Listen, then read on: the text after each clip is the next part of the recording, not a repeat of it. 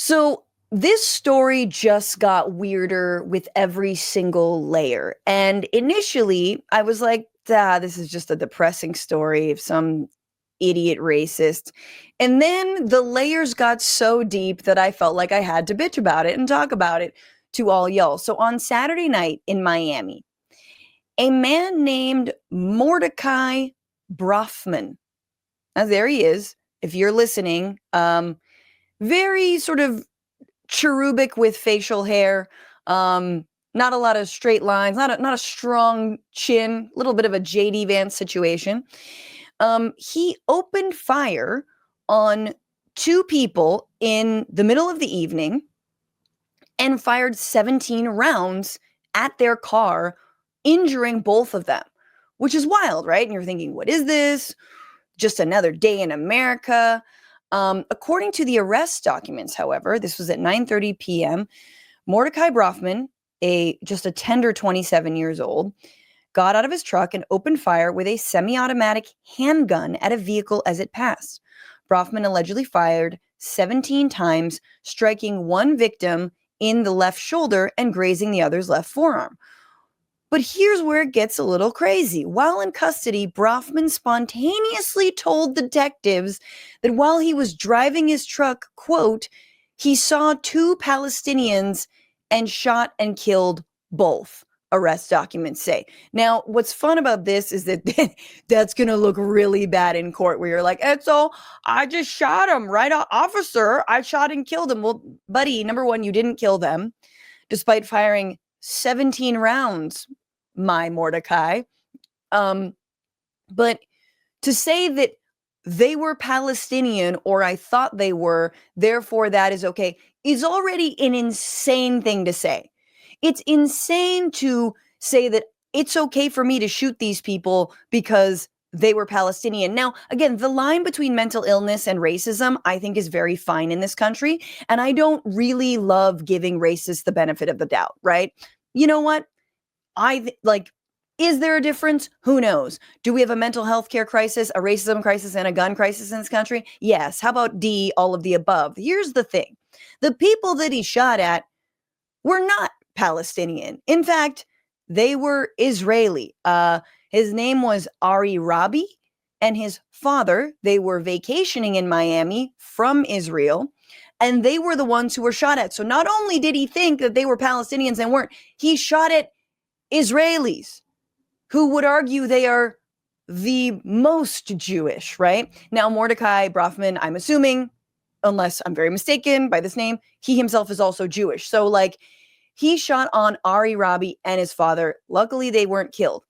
But then, and this was the reason that I had to bitch about this story, the twist goes even deeper because according to reports, and oh yeah, the Mr. Rabi's actual Facebook post, he posted images of his car that had bullet holes in it and himself in the hospital and getting carried away by the ambulance. He said, my father and I went through a murder attempt against anti-Semitic background. So this is translated from Hebrew, against us, like an anti-Semitic attack.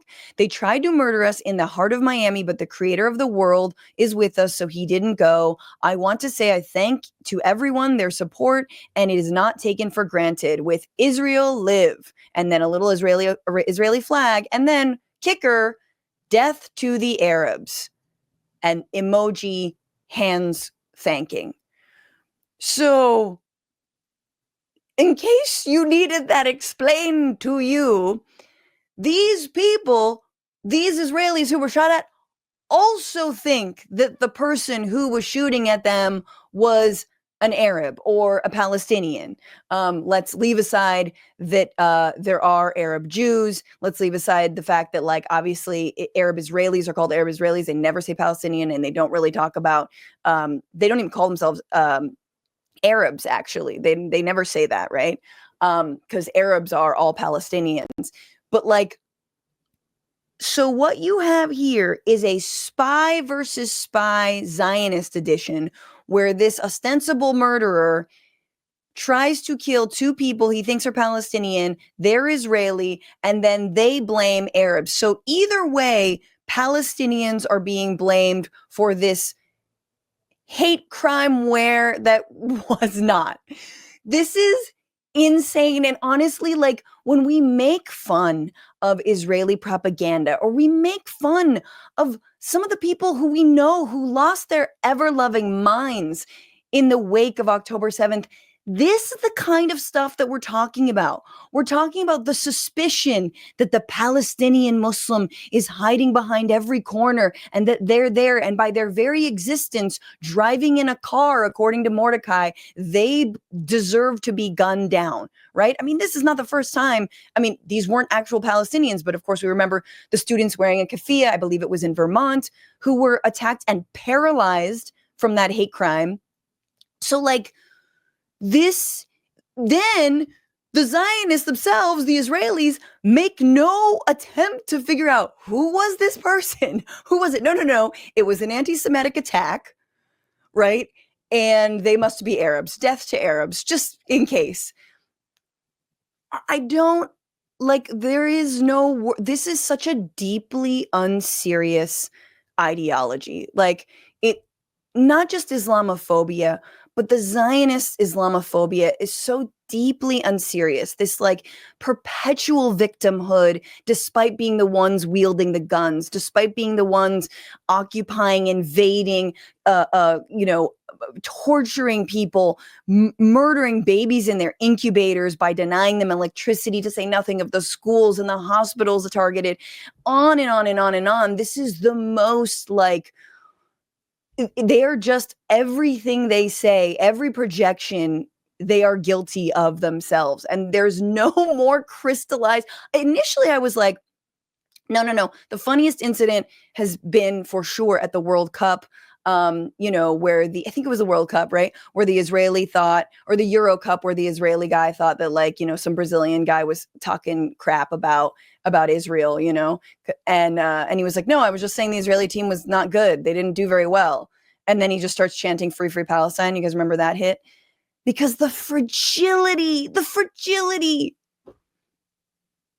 what do you, like, they don't even need Palestinians to demonize. They don't even need student protesters to demonize. They do it to themselves.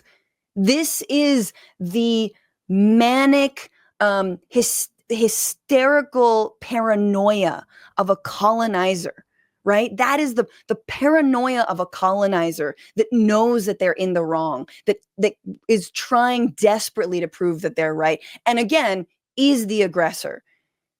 It's just like, I mean, Matt and I were talking about it this morning. Like, it truly is a Coen Brothers film. That's how hilarious this is, and terrifying.